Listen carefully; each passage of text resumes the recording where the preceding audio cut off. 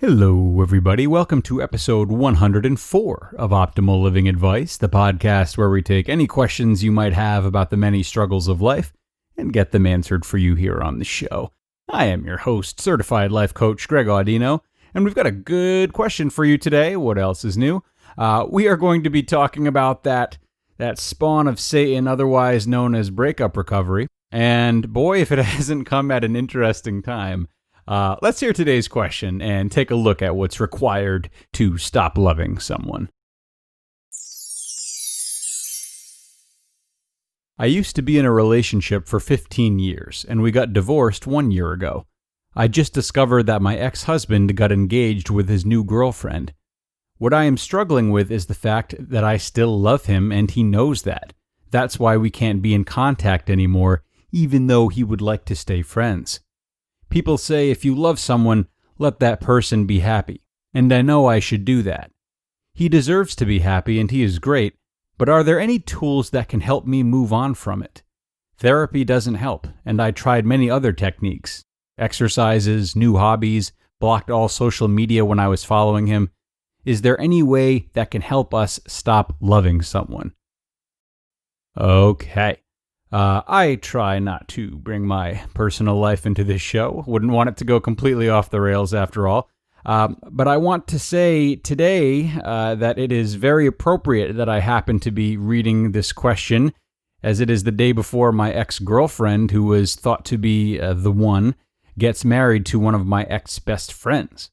Now, I say this not only for the irony, but because I want you to know that I am right there with you. These things are not easy, and I think it's especially complicated because when you are still so in love with someone, you continue to put them first, even if they are no longer putting you first. That makes it very difficult to navigate through feelings that are difficult enough as it is, when even amidst these feelings, we can't put ourselves first. And I'm seeing a lot of that in your question. So take this excerpt. People say if you love someone, let that person be happy. And I know I should do that. He deserves to be happy and he is great, but are there any tools that can help me move on from it? So before you get to yourself, you first have to go out of your way to illustrate that you still love him and you want to treat him right because he deserves to be happy and is great. So you see what I'm saying? You're in an extremely reactive state right now, and that's totally normal, but it's something you have to be aware of. So it's my belief that right now, all the decisions you're making are purely in response to him, rather than being driven by you. That might sound confusing, and since you are in so much pain, it's sort of difficult to differentiate, but let me put it to you this way. You talk about trying many different techniques, including exercise and new hobbies. In you saying that you've tried these techniques, you're telling me that you wouldn't have done them otherwise. You're doing them for the purpose of trying to get over him, not because they just fulfill you as they are. You're doing them transactionally, and that's not how they're most effective. When people suggest doing things for yourself after a breakup, it's with the idea that those things will help you find who you are, or give you an opportunity to get back in touch with the things you enjoy just because you enjoy them. And it's hard to just enjoy them when you're making a point of using them as tools to get over your ex-husband. You see the difference? It's time to start doing things because you like them, not because you think they can help you. Though a tiny bit of transaction is always present, that's what should drive all the things we do in life, including the things we choose to do after a breakup. I'd bet that retrying some of the things you've already done once you've committed to this new mindset would yield different results. Now, one of the things you mentioned was therapy. Obviously, therapy is by nature something that is designed to help us with our problems. So going into therapy in a reactive mode is more sensible, and I'm glad you've tried it.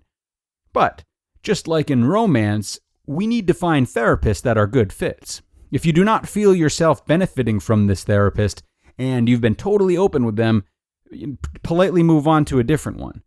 One thing your therapist should really be talking with you about, by the way, and you can always ask to talk about it, is what your ex-husband represented to you.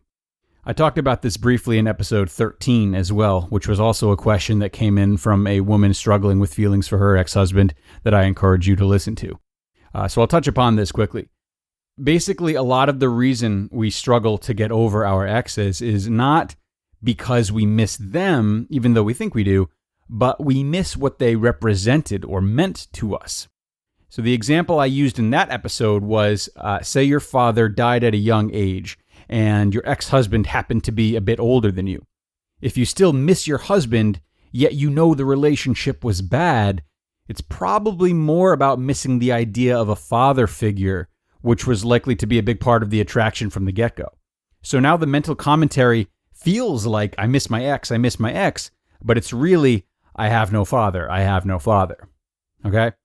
You can do this by yourself or with a therapist, but if you can figure out what your ex-husband specifically meant to you, you can look for opportunities to create more diverse relationships with that thing, whatever it may be. If it's a father figure, for example, maybe it's important to spend more time around the fathers that your friends have, or find a good mentor who happens to be an older man, or volunteer to help out at a nursing home, or whatever. So that's a well-defined step you can start to take. Now look, it's only been a year apart after 15 years together. Plus, now he's already engaged to someone that he probably doesn't fully care about anyway, especially if he's making a point to stay friends and stay in touch with you. He's struggling too and trying to maintain good intentions. But this isn't good for either of you.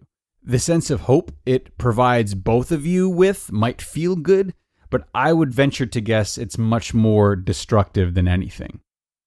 With all that being said, yeah, it's messy right now. It's going to take time to move on. But the spot you're in emotionally is totally normal given the circumstances. Trying to force love out is a common step in the road to breakup recovery, but it never ends up being the final step. It just doesn't. Whether you want to wait until later or start right now, which is advisable, you have to start accepting these feelings at some point. You're doubling up your pain right now by feeling bad about feeling bad, and there's no sense in that. All of the forward movement and doing things just for you and not for your ex-husband, it starts with you being okay with you. The more you resist these difficult feelings, the stronger they're going to get. So focus not on how to stop loving someone else. Instead, shift your focus into loving yourself. If you lead with that, a lot of what you've already tried is likely to look different the second time around. To the woman who sent this question in, thank you so much.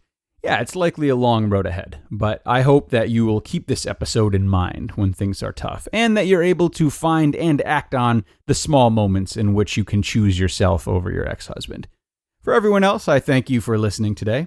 I wish the best to those of you going through breakups, and naturally, I encourage you to submit any questions you'd like answered on the show to us via email. Email them to advice@oldpodcast.com, advice@oldpodcast.com. Excellent. Have a good one, everybody, and I will look forward to being with you next time. Until then.